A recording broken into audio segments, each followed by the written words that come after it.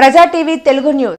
వాల్మీకుల్ని ఎస్టీలుగా పునరుద్ధరించాలని గత 70 సంవత్సరాలుగా ఉద్యమిస్తున్నప్పటికీ పాలకులు మిమ్మల్ని మేము ఎన్నిక కాగానే కేసీఆర్ చెప్పి మాట మార్చడం జరుగుతుంది. గత ప్రభుత్వం 2017 డిసెంబర్లో వాల్మీకుల్ని ఎస్టీలుగా పునరుద్ధరిస్తామని చెప్పి ఇప్పుడున్నటువంటి ప్రజెంట్ ముఖ్యమంత్రి కూడా ముఖ్యమంత్రి వారు హామీ ఇచ్చారు. కాబట్టి అసెంబ్లీలో తీర్మానం చేసి కేంద్రానికి కూడా పంపడం జరిగింది.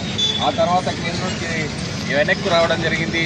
దాన్ని సవరణలు చేసి మరి ఖచ్చితంగా పార్లమెంటులో ఆమోదం పొందేలా కృషి చేయాలని చెప్పి ఈరోజు అనంతపురం జిల్లా కలెక్టర్ ఆఫీస్ ముందు భారీ ఎత్తున ధర్నా కార్యక్రమానికి తరలి వెళ్ళబోతా ఉన్నాం.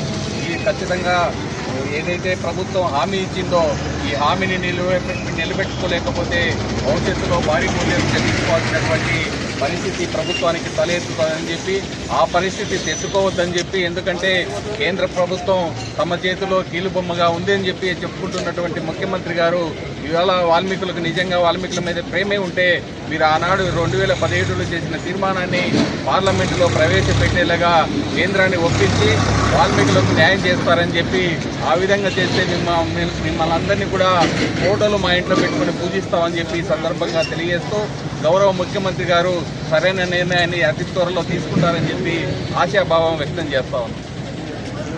వాల్మీకి ఈరోజు చలో వాల్మీకి అనంతపురం ప్రోగ్రాం వాల్మీకులను ఎస్టీలో చేర్చే విధంగా పోరాటాని కోసమని మా రాష్ట్ర అధ్యక్షులు గౌరవనీయులు పులికొండన్న గారి ఆదేశాల మేరకు ఈరోజు మేము ఇక్కడి నుంచి బయలుదేరడం జరుగుతుంది. ప్రభుత్వాలన్నీ చిత్తశుద్ధితో మమ్మల్ని ఎస్టీలో చేర్చి, గతంలో ఉండేదే ఎస్టీ అనేది ఇప్పుడు కొత్త ఉద్దేశం ఏం కాదు.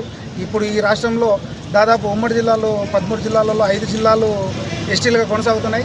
మిగిలిన 8 జిల్లాలను కూడా ఎస్టీలుగా చేర్చి ప్రభుత్వం తన చిత్తశుద్ధి నిరూపించుకోవాలి.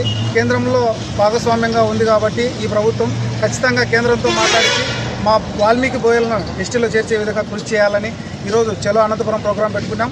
ఈ ప్రోగ్రాంతో ఖచ్చితంగా ప్రభుత్వం చలనం వస్తుందని మేము అనుకుంటాం. రాకపోతే ఇంతకంటే ఇంకా తీవ్రంగా వాల్మీకులంతా ఏకమై ఇంకా పోరాటాలకు సిద్ధంగా చేస్తామని చెప్పుకుంటున్నాము. జై వాల్మీకి.